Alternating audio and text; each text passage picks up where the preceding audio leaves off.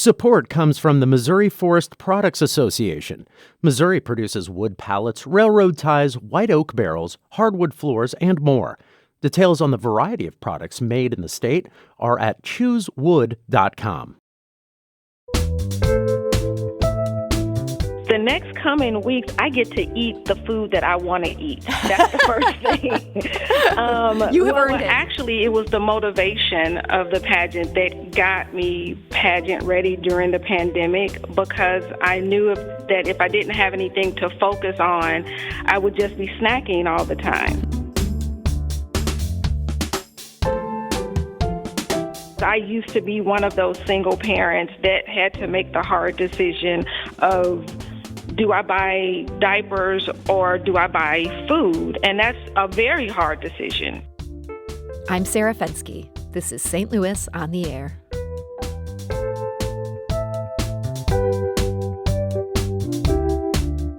Wauneen Rucker has been competing in pageants since she was 14 years old. She's now 57, and that has led to a milestone. Last year, she became the first person older than 50 to win the Mrs. Missouri title. Wauneen is also the second Black woman to be crowned Mrs. Missouri in the organization's history. And she joins us today to talk about her decades in pageants and what led her to compete in what she says will be her final pageant. So, Mrs. Missouri Wauneen Rucker, welcome. Thank you for having me. So, Wauneen, you were in Las Vegas last week to compete in Mrs. America. How did it go? Actually, it went very well. Of course, I didn't come back with the new shiny hat that I wanted, but I still have the shiny hat that I went there with. And I wasn't too disappointed in that, because I still have a lot to do for Missouri, even though having a national title would have helped, but it doesn't deter at all. So these are just weird times for everything. What does a COVID-safe pageant look like? Oh, my God. Now, that's a funny question. So one of the funniest things that happened upon arrival to Vegas, as we all know, when we check into a hotel, there are just some amenities that we're accustomed to having, like a refrigerator or a coffee maker or a microwave. But just so happens they didn't have microwaves nowhere in the hotel in the rooms. And I literally went out and bought a microwave for my room. Whoa! So that I wouldn't have to warm my food in one of the outlets that was on the lower floors, like in the lobby. We were on the 21st floor, so I couldn't even imagine trying to warm food and take it on an elevator in a pandemic to my room. Yeah, so you were trying to reduce unnecessary exposures there, just to huddle in your room with your little cup of ramen. Right, exactly. I mean, it was, and the entire time that we were in Vegas, I was one of the topics of jokes and conversation, like, hey, Missouri has a microwave in her room. I'm like, I'm charging at the door. I imagine that could get you named Miss Congeniality if you're willing to share it, huh? Right, exactly. So I made a joke about ramen there. I know beauty queens probably don't eat piles of salty carbs the way the rest of us do. No, not at all. Was it hard getting competition ready during a pandemic year? I mean, gyms are closed. Like, how do you even get yourself in the shape you want to be in for something like this? Well, actually, it was the motivation of the pageant that got me pageant ready during the pandemic, because I knew that if I didn't have anything to focus on, I would just be snacking all the time. So knowing that, at first it was just the state competition that was coming up, that was one of the motivations to eat better, and there are a lot of things out on the internet, YouTube and otherwise, that you can find for exercise purposes. If you have stairs in your home, you can walk up and down the steps for 10 or 15 minutes. There are things that can be done. So it's not the excuse that some of us may have wanted to make it out to be. Right. Well, no, I came up with the same excuses. Don't get it twisted toward the end. Yeah, it just kind of got to a point where, like, okay, I'm really over this workout thing. So yeah. You're doing this at 57. You've been doing this a long time. What first got you interested in pageants all the way back when you were 14?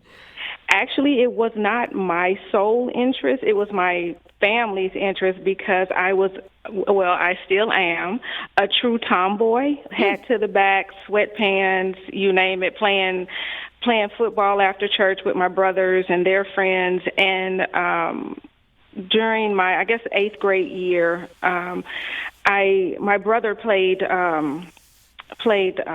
like Matthew Dickey football, or he helped coach, I should say. So I would go to the park with him, and I ended up getting on one of the cheerleading squads there. And the coach for that turned out to be the cheerleader coach for Beaumont High School. And she's the one that actually approached my family in putting me in pageants, hoping to get some of the tomboy out of me. But what it actually did was showed me how to put makeup on and a pair of sweats. So you could sort of bring those two parts of yourself together. You didn't shed the truth to who you were. No. So because people, if they see me on a normal daily basis, would never know that I was Mrs. Missouri. Honestly, they wouldn't. It's not that I'm, have a baseball cap on or whatever, but it's not like I'm in 3-inch heels every day and full face of makeup. And no, that's when it's time to be Mrs. Missouri, that's when it comes out. Well, I think it is interesting to mention you definitely have an unusual background, or at least what I would think of as an unusual background for a pageant contestant, in that when you were 18, you enlisted in the Marines. Were there any other pageant beauty queens in basic training with you? Not at the time, but, funny story about that. I chose the Marine Corps, and one would think that would be the harshest place for a woman to be, but actually it turned out to be the better place for a woman to be, because even in boot camp, we had to have on what they call lips and eyes, and that was part of our uniform. If we didn't have lips and eyes, you were dropping and doing 50. Lips and eyes, meaning you had to wear makeup? Absolutely. Eyeshadow and lipstick. It was issued to us in boot camp. Wow. So the pageant was actually good training for what the Marines put women through at that point. Pretty much so, yeah. Wow. I got to say, I'm almost speechless by that story there. I have to imagine that rule has changed. No, it is still there. It is still there. Wow. Believe it or not, the Marine Corps takes very good care of their women. Yeah, we are just as hard as the men, but we still have our soft side too. It's mandatory. So you liked being a Marine. I understand after that you became a police officer. Absolutely. Did you like that job as well? Actually, I did. I really did enjoy that job, but due to some things that happened to my son's godfather, who was a fellow police officer, it took a large toll on my son. And going into the police department, my one thing was that when it started to affect my family, I would have to walk away, and that's what I did. So what did you end up doing after that? As my grandfather would say, I started taking regular people's jobs. I got into banking. I became a manager at a bank. And what else did I do? Then I got called back into the criminal justice field as an investigator for the Department of Corrections. I did that. And again, that was one of those situations that when it started to affect my family, I would have to walk away, and I did, and I literally walked out of being an investigator and walked into culinary school here locally at Forest Park, and I matriculated through Forest Park Community College, got my associate's degree in baking and pastry arts, got my certification through the culinary organization. So now I'm a certified pastry chef. Wow, you have a lot of very different marketable skills right here. I'm pretty impressed. Do you feel like this is finally your true calling, or do you see another chapter? Actually, there is another chapter that I'm working on that's kind of bringing in all of those skills. With the public, basically, and it's in the real estate field. So that's kind of where I am right now, and it's turning out to be a good fit because COVID really took a hit, or with anybody in the culinary field, or in the food industry. So you have to stay marketable, and you just kind of fall in where you can get in, basically. So in addition to this new career you're finding in the real estate industry, you have gone back to pageants. What brought you back to them after these years of doing other things? Well, that's not a hard one, but it's a touchy one. A childhood friend that I grew up with had been following me throughout my, I guess you want to call it, pageant career. And we kind of drifted apart. Her sister married my brother, and that marriage has since dissolved. But, I mean, the families we didn't stay as close as I would want us to, but we were still in contact. And not too long ago, we kind of crossed paths again, and she kind of talked about how she had followed me, with my pageantry journey and all of that, and my culinary journey. And she was asking me if I would compete again, and I was like, absolutely not. Those shoes are hung up. The dust has already started to form. And she was like, no, you got to do one more. You got to do one more, so at least I can attend, and kind of see you in living color. And we kind of laughed it off or whatever. It was in the back of my mind, and then very shortly after that, I got a phone call one day after work. I had just walked in the house that she had passed away. My brother actually called me, and I was like, "Yeah, you're joking. You got to be joking." So I actually called my sister-in-law, and she was like, "No, I've been waiting for this call, and yeah, it's true." And I literally just sat in my kitchen. It what seems like a few minutes, but it turned out to be quite a long time. I just sat in my kitchen, and when I finally kind of got myself back to some cognitive thoughts, I literally got up right then and applied for the Missouri America pageant. So that was my motivation. So did you feel like when you were there in Las Vegas, I'm doing this because of her? Actually, I did. It was so ironic that while I was there, her picture came up on my, how you have those Facebook memories or whatever. During my 10 days there, her picture came up. I was like, okay, I get it. All right. I know you're here. Let's just do it. And do you feel like I know you've said this is going to be your final pageant. Do you feel like you set out to do, that you were able to achieve what you wanted to do going into it? Yes, I have achieved the goals that I set for this. But during the latter part of my prep for the national pageant that I just got back from, God has a funny way of placing angels in your path.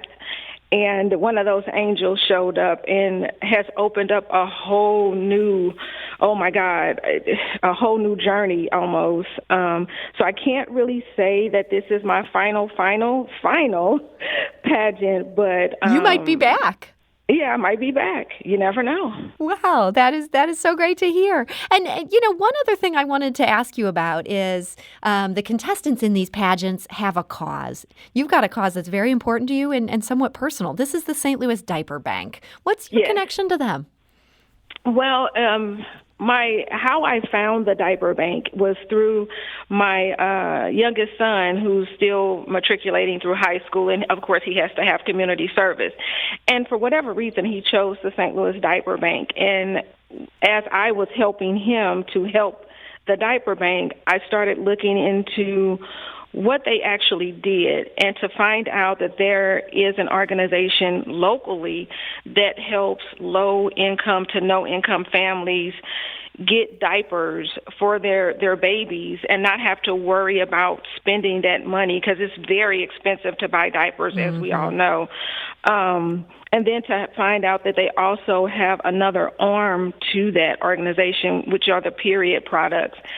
It was, I hate to say it, refreshing to know that somebody finally gets it, because I used to be one of those single parents that had to make the hard decision of, do I buy diapers or do I buy food? And that's a very hard decision to make, especially when you're not making a lot of money. And then I I'm, again, one of those individuals with the period products, those young ladies that otherwise would just not be involved with things outside of their homes during those times of the month because they don't have the proper supplies to take care of their needs or whatever, or just embarrassed to even ask people for money to get those supplies, but to know that there's an agency or some entity out there that's there to help in those areas. And it may seem very trivial to some people, but people that live in those places, it's not trivial to them. It's their way of life. So to know that there are places out here that you can literally get connected to and get supply diapers for your baby all the way up to toddler size almost. And then, I won't say recently, but Senator Tammy Duckworth from Illinois, she has now put legislation out there. It has gotten read on the Senate floor twice now that federal money is now, being pushed to get more agencies like this, because right now only 23 states have places like the St. Louis Diaper Bank. And just imagine if we had agencies like that in all 50 states. That is such an important cause. Yeah, I can see why this is something that's so important to you. Yeah, I mean, as I said, I used to be one of those single parents that, you had to struggle. I mean, because it takes literally close to $2,000 to diaper a baby. And if someone is making the minimum wage without this new increase that's coming, can you imagine what $2,000 could do other than being in a disposable product? Yeah, that's it. Just to know that there are places out there to lift that burden. Why not push for it? Well, it's great to hear about that cause that's so important to you. And it's great to hear about how you've balanced being in pageants with all of these other things that you've done. I mean, what a great life you've had. And it sounds like it still continues today. New chapters, new pageants in your future. What are you most looking forward to here in the next coming weeks? The next coming weeks, I get to eat the food that I want to eat. That's the first thing. You have earned it.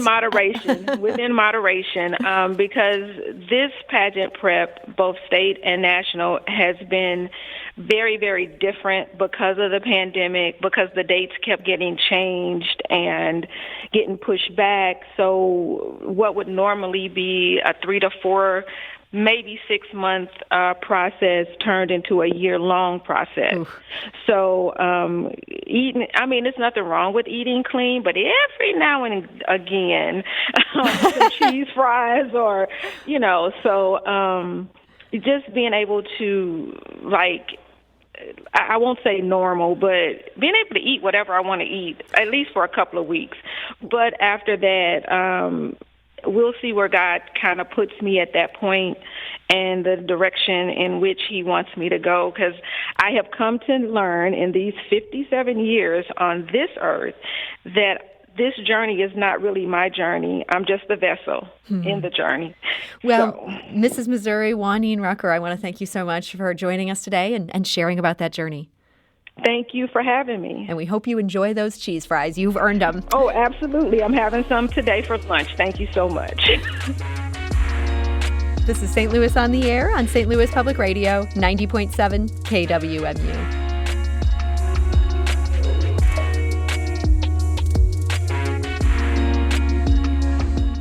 Do you find yourself regularly listening to episodes of St. Louis on the Air? Suggest us to a friend you think might enjoy our conversations, and leave us a review and rating on Apple Podcasts on the App Store. It's the simplest way to help people discover our show. Thank you. St. Louis Public Radio is a member-supported service of the University of Missouri, St. Louis.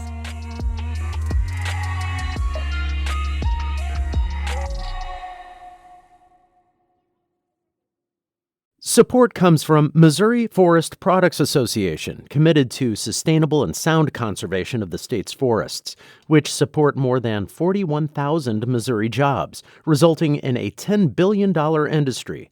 ChooseWood.com.